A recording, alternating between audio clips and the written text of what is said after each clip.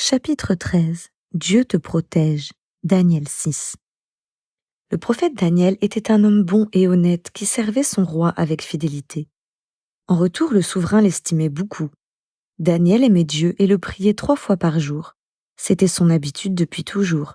Mais certaines personnes détestaient Daniel et voulaient le voir disparaître.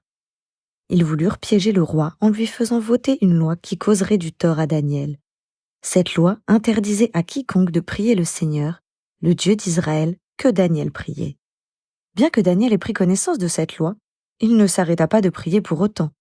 En effet, ce qui comptait le plus pour lui était d'être en relation avec son Dieu. Les soldats du roi n'eurent aucune peine à le surprendre en prière, d'autant qu'il laissait toujours sa fenêtre ouverte à ce moment-là.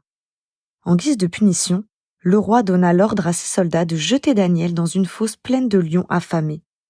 Mais Dieu se souvient de Daniel et de sa fidélité.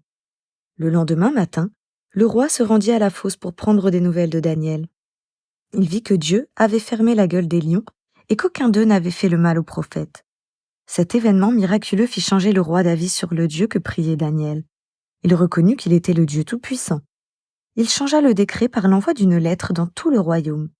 Cette lettre disait que l'on devait prier le seul et unique vrai Dieu, celui qui avait protégé Daniel. Prions. Seigneur, merci d'avoir sauvé Daniel des lions dangereux. Merci parce qu'aujourd'hui tu me protèges aussi de 1000 dangers. Donne-moi le courage de continuer à te prier comme Daniel le faisait.